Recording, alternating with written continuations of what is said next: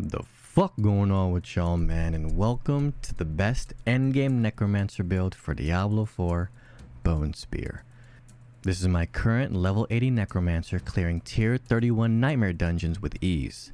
It does extremely high damage and even has some nice defensive options. Starting off, it may be a little difficult to play because you have to utilize your whole kit to be effective, but as you get more gear and more Paragon points, it can literally become a one-button build, with that one button being Bone Spear. These are the following things that we'll be going over in this video. The skills used in this build, the Book of the Dead, which is the unique Necromancer mechanic, gear and the stats to look for, the Codex of Power and what legendary aspects to use, the Paragon board and what glyphs to socket, a list of the best nightmare dungeons according to XP, a short progression template to give you a bit of guidance, and a few tips and tricks to help with your overall Diablo 4 experience. Remember, this video assumes that you are level 50, have completed the campaign, and have unlocked World Tier 3. Also, I want to preface this guide by saying that this is simply a build template. If you don't like or disagree with some or all of the things said here, then it's all good. Do what you want. I am simply providing something that I was able to use and had fun doing so. And with that being said, let's get started on what we all care about the most, the skills. Here is the build and the skill tree. Now I'm not going to explain each and every single skill point because that would just take too long, but I will go over our active skills and how/why we use them. Here we go. Bone Spear is our core skill. It is the main damage dealer and what the build is focused around. Bone Spear has two ways to hit enemies. First, it deals massive damage when we aim and snipe them with the primary hit. Then, when the spear collides with an object, it breaks into 3 pieces and reflects back towards us. Positioning is crucial during battles against elites or bosses, as the reflected projectiles can cause significant damage. To maximize DPS on single targets, try to trap the boss or elite in a corner or next to a wall and launch the Bone Spear so that all 3 projectiles hit the same enemy, kind of a shotgun effect. Bone Storm is our ultimate ability. However, it's really not used to deal damage. We mostly want the damage reduction and the critical strike chance it gives while it's active. It also pairs well with the legendary defensive aspect of Shielding Storm, which we'll talk about later. Bone Splinters is our basic skill. It is mainly used to generate essence and give us a little bit of extra critical strike chance. However, eventually we will gain enough resource generation that we no longer have to use this skill.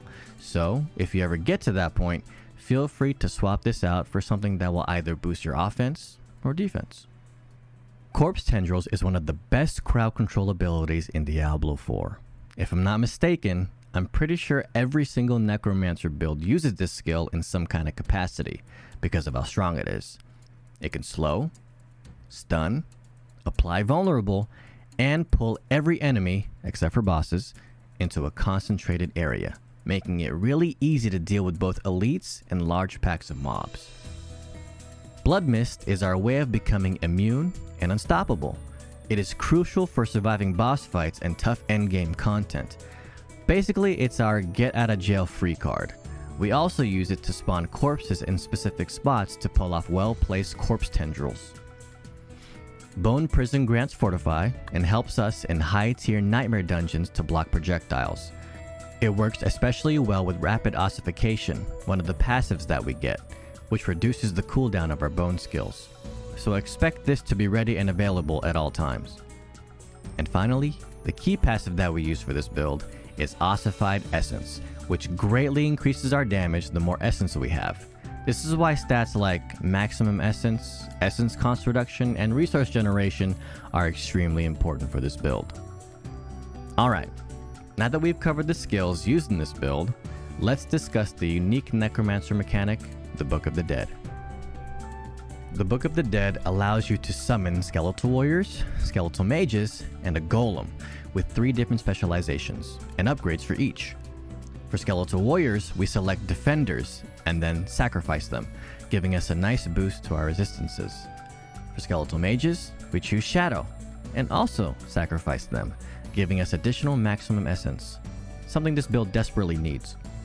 And finally, for the golem, we pick iron, and unfortunately, yet again, we sacrifice this one as well, which gives us a sizable amount of critical strike damage. I know. Isn't Necromancer supposed to be a minion class? Well, yes. And there are plenty minion builds that definitely work, but Bone Spear just does way too much damage. So, for now, it is the best Necromancer build. But you know what they say, a build is only as good as its gear. Here I have listed each piece of gear, what stats to look for, and the gems to socket in them. Let's go over specific stats and why they are needed for this build. For our offensive options, we're looking for things like critical strike chance, critical strike damage, vulnerable damage, and core skill damage. These stats will drastically improve your damage output. For defense, we want to prioritize damage reduction, maximum life, and total armor percentage. Higher tier nightmare dungeons equal very difficult. Not because of any new mechanics or anything, but because monsters become extremely tanky and hit like a truck. If you focus too much on offense, then you're just going to die repeatedly. So get as much defense as you can. Skill ranks can allow your active skills and passives to surpass their max rank, making them more potent. So if you find additional ranks to Bone Spear, Corpse Tendrils, or Evulsion, consider keeping them. And finally, our quality of life stats. Maximum essence and essence cost reduction lets us cast more Bone Spears and has great synergy with our key passive, Ossivite Essence. And of course, movement speed is definitely a must on boots because of the severe lack of mobility with this build. Like seriously, sometimes it feels like you're in quicksand, but it's okay because we can make up for it in damage. Alright, that's enough with the stats, but we're not done with the gear just yet. Now let's go over the legendary aspects to imprint at the Codex of Power. Here is yet another list of each piece of gear, but this time, instead of stats, it lists what legendary aspects to use. Let's talk about them in categories. The first category are the skill-based ones. These take your active skills and key passive and simply make them stronger, so they're pretty much a no-brainer when it comes to this build.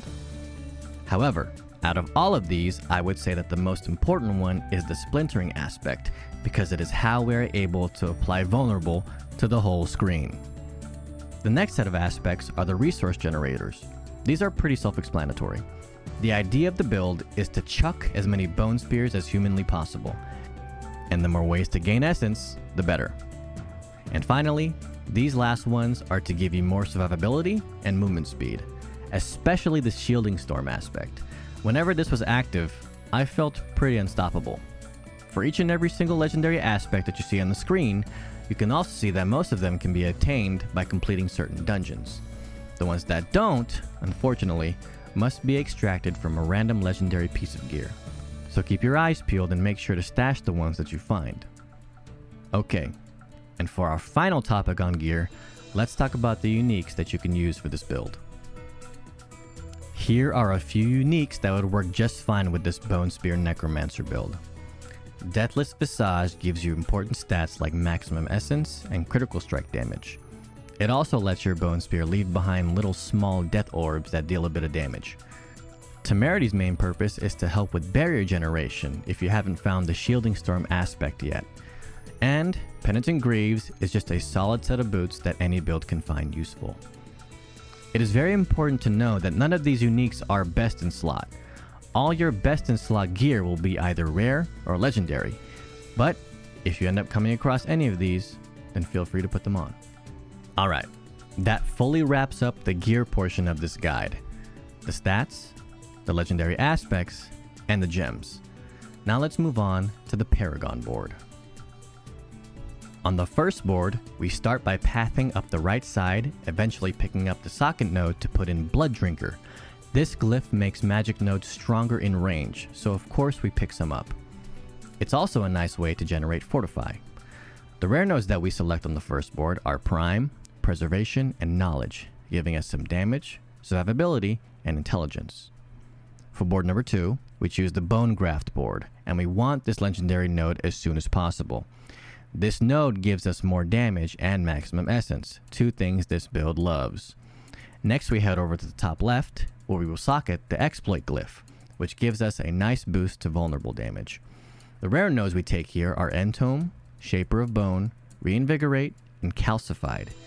These grant us crit, essence, and more damage. For the third Paragon board, we use the Scent of Death board. This legendary node is great because it provides offense and defense. Before picking this up though, we want to get the socket to put in Sacrificial. This glyph also grants a bonus to magic nodes in range, just like Blood Drinker, so again, pick up some good ones. The rare nodes we take on this board are Corrective, Preservation, Ruin, and Death Marked, giving us critical strike damage, damage to both healthy and injured enemies, and some more intelligence. For board number 4, we choose the Flesh Eater board, but we don't really care much for the legendary node, so go ahead and place it away from the entrance. What we do care about though is the socket, where we put in the Territorial glyph. This gives us good damage and survivability against close targets. The rare nodes we take here are Erudite, Color, and Targeted, giving us resistance, attack speed, and damage to elites. For our 5th and final Paragon board, we want to use the Bloodbath board. But, just like the last one, we don't care at all for the legendary node. Place it so that the socket is in the bottom right so we have easy access to it. In there, we want to use the Essence glyph, which gives us more critical strike damage. And we only take 2 rare nodes for this one, which are Remedy and Hardened, giving us some healing, damage while fortified, and intelligence. If you find yourself with some extra Paragon points, then feel free to use them however you wish. At this point, it's probably pretty common knowledge that the most important part of these Paragon boards are its glyphs. They may not seem very impactful at first, but when leveled up, they become pretty damn strong. Here is a list of glyphs used in this build and the order I would prioritize them for leveling. The first goal is to get all your glyphs to level 15, because that will increase their range in the Paragon boards, making them stronger than they already are. Then, the next breakpoint is 21, which is their max level. Getting them to 15 shouldn't take long at all, but 21 will definitely take some time. But don't worry, as you slowly get stronger, you can do higher tier Nightmare dungeons to allocate more XP to your glyphs. Speaking of Nightmare dungeons, thanks to the most recent patch of Diablo 4, this is now one of the best ways to level your character. I was able to level my Necromancer from 50 to 80 in only a few days by doing only Nightmare dungeons. And as I was doing them, I was taking notes on which ones seemed the most efficient for leveling and the ones that seemed slow to complete. Here is a list of the 10 best Nightmare dungeons in my experience that I felt gave the most XP and was worth my time. Now, as far as the Nightmare dungeon affixes go, most of them can be dealt with pretty easily. However, there is one affix that I'd recommend never doing, no matter how easy the Nightmare dungeon is. And that is the one that states, monster attacks from a distance burn a percentage of your primary resource. If you've experienced this affix at all, then you would know that it feels absolutely awful. Imagine never having enough resource to cast your main damage skill. That's pretty much what it's like. So by all means, avoid this at all costs. But other than that, none of the other affixes should affect your clear speed much. Alright, now that we've talked about the skills used in this build, the gear to put on, how to navigate the Paragon board, and an effective way to level our character, let's finally start progressing in Diablo 4. Here is a small, easy to follow progression checklist that I'd recommend as soon as you hit level 50, complete the capstone dungeon, and then unlock world tier 3. The absolute first thing that you should do before anything else is obtain all the aspects that you are going to use in this build. At least the ones that you can get through dungeons. The reason why we do this first is because we want to have these aspects ready to imprint on our new and improved gear. The next thing you should do is farm Renown 5 in all regions, which is definitely a lot easier to say than do, but you gotta do it eventually. Those extra skill points and Paragon points go a long way in building your character, and they also apply to any other characters you have in that realm. Here's how I was able to get Renown 5 in all regions. First, I got all the waypoints, making it easy to travel. Then, I did all the strongholds because they were good sources of XP and unlocked other important things like waypoints and dungeons. Then, I got all the altars of Lilith, probably the most daunting task of all. But, with the help of the interactive map, it made it a lot easier than I thought. We'll talk about that later. After the altars, I completed all the dungeons. After the dungeons, I did the amount of side quests necessary to reach max renown in all regions. And there you go. I know it sounds like a lot, and it is, but trust me, it's 100% worth it. Once you've completed all of this, first of all, congrats on your hard work.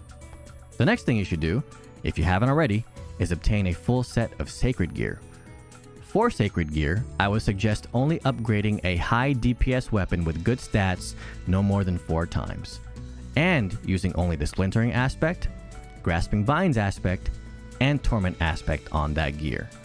The reason why we don't want to do too much with sacred gear is because it will get replaced with ancestral gear, which is your actual endgame stuff.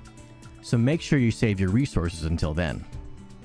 Once you've obtained a full set of sacred gear, then proceed to level up to 70 via nightmare dungeons. Once at 70, do the capstone dungeon in order to unlock World Tier 4. And your first order of business at World Tier 4 is to get a full set of sacred gear. If you are lucky enough to find a good piece with 2 out of 3 of the stats that was mentioned earlier, then go ahead and enchant a third good stat on it, upgrade it fully at the blacksmith or jeweler, add sockets if need be, and imprint your highest rolled aspect on it as well. And there you go. You pretty much have a best in slot piece of gear. While you're doing this, filling out your Paragon board and upgrading your glyphs, your character is now reaching god tier levels. And here are some extra tips and tricks to help you reach this plane of existence. Like I mentioned earlier, I used the Diablo 4 interactive map in order to farm Renown 5 in all regions. This map literally shows where everything is in the open world. Waypoints, dungeons, altars, everything. If you would like to save hours and hours of gameplay, then I would highly suggest using this website. I'll go ahead and link it down below in the description. Another great website to use while you're roaming around Sanctuary is the Helltide and Mystery Chest Tracker. Helltides are probably the easiest way to gear up your character and farm Forgotten Souls, which is the most important material in the game. Scattered throughout these areas are random chests full of gear, some with weapons, some with armor, and some with jewelry. However, there are secret chests you can find that give the most loot. These are called mystery chests. Unfortunately, these are not displayed as vividly as other chests on your map, so they're pretty hard to locate. Luckily, there is a website that not only tracks Helltides, but also tracks the mystery chests in a Helltide, and there are 2 mystery chests per Helltide. Now, you don't have to do every single Helltide that pops up on your map, but you do want to do them occasionally to make sure you have a nice stack of Forgotten Souls. Again, I'll go ahead and link this super useful tool down below in the description. As you're getting more and more gear, filtering out bad and good pieces, make sure to keep well-rolled aspects and uniques you might want to use later. However, for the most part, the gear that you will find will probably be just bad. What you're going to do with this bad gear is to sell it to the vendor and not salvage it. It's pretty easy to come across material in this game, but gold is best obtained through selling stuff. And when you're trying to make your gear as godly as possible, it becomes extremely expensive. There is absolutely nothing wrong with salvaging here and there, but for the majority of the time, sell, sell, sell. While you're traveling around the open world, make sure you are picking up any and all materials that you come across. Some of these materials are herbs, and herbs are used to craft elixirs. After level 50, you basically want to have an elixir active at all times. 1, because they give a pretty nice buff, and 2, more importantly, for that extra 5% XP boost. Which I know doesn't sound like a lot, but over time can amount to a sizable number. Like most builds in Diablo 4, you can't just run around, press one button, and have a good time. No, it's actually going to take some kind of strategy. The most basic method that I would recommend, instead of killing one monster at a time, gather them up first, and then use all your abilities. This way you get the most out of your cooldowns and you expend the least amount of resource. Speaking of killing mobs, let's go more in depth and show you the general combo that I would use when leveling my character. Whenever approaching an elite, large packs of mobs, or a boss, this is what I would do. First, activate Bloody Mist to spawn some corpses on the ground. Then use corpse tendrils on one of those corpses to pull everything into one spot. Keep all mobs in that one spot by casting Bone Prison. Activate Bone Storm and then use Bone Splinters to gain a substantial amount of critical strike chance. And then start spamming Bone Spear as much as you can. 9 times out of 10, whatever you were fighting will be dead immediately. And there we have it, y'all. The best endgame Necromancer build for Diablo 4. And again, this is just a build template. If you disagree with anything in this video, then feel free to just do whatever you want. I just wanted to provide a simple, easy to follow build guide that would help those who are struggling with progressing their Necromancer. And hopefully I've done that. And hey, if you found any parts of this video useful, then I'm super glad. I have now completed an endgame build for Rogue, Sorcerer, and Necromancer, and I plan to do so for the rest of the classes as well, with Druid being the next. Also, I have a long list of Diablo 4 video ideas. So, if you're interested in anything Diablo 4, throw me a sub, yeah? Other than that, thank you so much for watching. I truly appreciate it. And remember to stay a while and listen. Peace out.